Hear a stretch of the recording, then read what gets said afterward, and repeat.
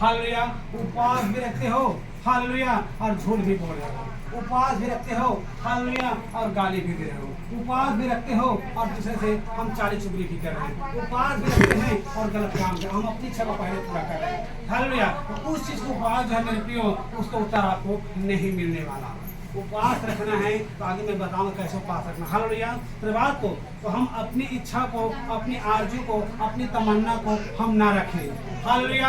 हम परमेश्वर की इच्छा को, परमेश्वर के बुलाहट को हम पहले पूछें कि प्रभु तेरे बुलाहट क्या है, प्रभु तेरी इच्छा क्या है, हालेलुया। बात को कभी नहीं बोला था ना, जब उपवास करते हो तो दिन होने के आप उपवास कीजिए, हालेलुया। परमेश्वर भी आ गया, ठीक है, ऐसे पड़े तो भड़काने वाला शुद्धता चीज है, हालेलुया, जो अच्छे कार्य के लिए बीच में आकर कपट करते हैं, हालेलुया। देखो मेरे प्रियो, अभी मैंने बोला ना उपवास यहाँ पर, हालेलुया।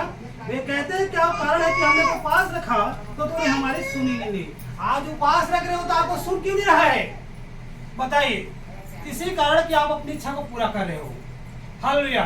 बात को मेरे प्रियो, मैं आप सबसे बहुत गुजारिश कर रहा हूँ, बहुत रिक्वेस्ट कर रहा हूँ कि अंधकार काम से आप लौट आए, क्योंकि समय अभी है, हालेलुया। अभी भी समय कि आप लौट आइए, चाहे आपको इस जगह में दुख क्यों ना मिले, इस जगह में कष्ट क्यों नहीं मिले, आप सहने के लिए तैयार हो जाओ। मसीह जीवन एक ऐसे नहीं होता कि हम सरलता समझ सकते, मसीह में दुख भी आएगा, परेशानी भी आएगा। जब प्रभु यीशु मसीह सताया तो समझ लेना आपको भी सताया जाएगा, ये बात मत समझना। जब प्रभु यीशु मसीह को मारा गया, हो सके मसीह के लिए आपको भी मार खाना पड़ जाएगा, ये बात सुना। तो क्या यीशु मसीह कहा, जब मुझे सताएंगे तो तुम्हें भी सताए जाएंगे।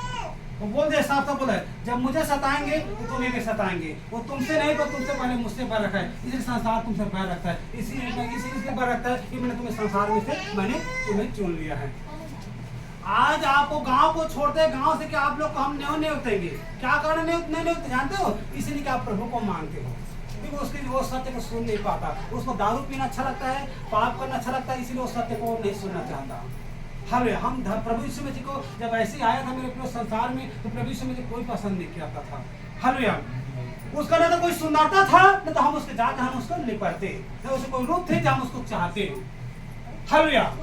वो गाली के बदला वो गाली नहीं देता था, वो मार के बदला मार नहीं देता था।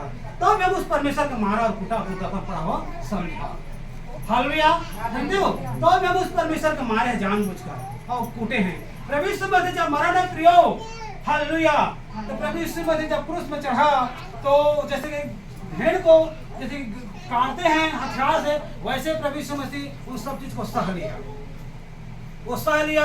और कुछ युग तक नहीं बोला कि आप लोग मुझे क्यों मार रहे हो। जानते हो वो किस देश ने सहा, वो आपके गुनाहों और आपके पापों के लिए सह रहा था, आपके गुनाहों और आपके पापों के लिए सह रहा था। बहुत ऐसे बोलते कि यीशु तो मर गए हैं, ऐसे बोलता है, लेकिन मर गए उसको जान रहे हैं, क्या वो जी गए कोई बारे में जानता है क्या, जी गए उसको रोग मर गए उसको जान रहे हैं, लेकिन जिंदा क्यों नहीं बोल रहे, क्यों 3 दिन के बाद जी भी उठा है। ऐसे एक जादूगरनी था कोरबा में, मर गया है आप यीशु मसीह, और वही यीशु मसीह पास आज घुटना टेक रहा है, बताइए मर गया आपके यीशु मसीह बोल रहा है, वो खुद मरे हुए आप बोल रहा कि मर गया, हालेलुया। क्यों मरा, क्यों आप जादू टोने की वजह से मरा।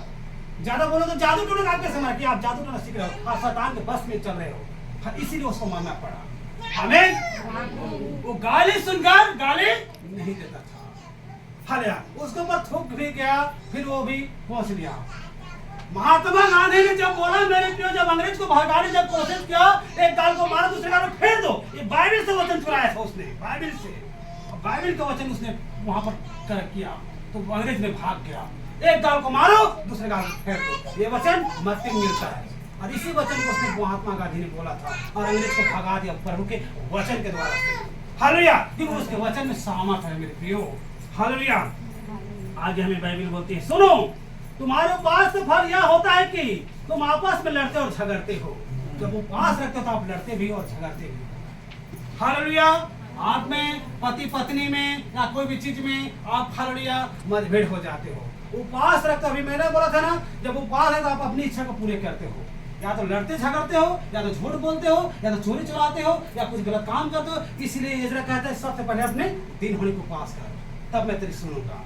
योना को वहां पर जब प्रचार किया गया, तो वहां पर उसका उपवास किया, तो उसको उपवास सुना नहीं गया, वो उपवास का सुना नहीं गया, ये उन्होंने परमेश्वर ने देखा कि अपने हालेलुया अपने कुकर में से फिर रहे हैं, अपने बुरे काम को छोड़ रहे हैं, तो परमेश्वर ने तभी अपनी इच्छा को बदला।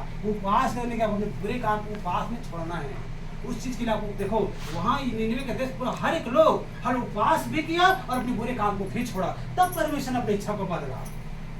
यहाँ इजरा कह रहे हैं मेरे प्रियो, यहाँ इजरा कह रहे हैं कि सबसे पहले क्या कर, जब हाथ जब नदी के पास पहुंचा तो तट पर, तो ये हालेलुया इजरा ने इस प्रकार से पास रखने के बोला कि सबसे पहले दिन होने को पास रहा। हालेलुया जब इस प्रकार से जब उपवास रखते हो तो आपको उपवास भी और आपकी प्रार्थना दोनों को परमेश्वर ग्रहण करता है। हालेलुया बात को यहाँ बाइबल हम बता रहा है। हालेलुया सुनो, तुम्हारा उपवास का फल यह होता है कि तुम आपस में लड़ते और झगड़ते हो और दूसरों से घुसे मारते हो। जब उपवास तुम आजकल रखते हो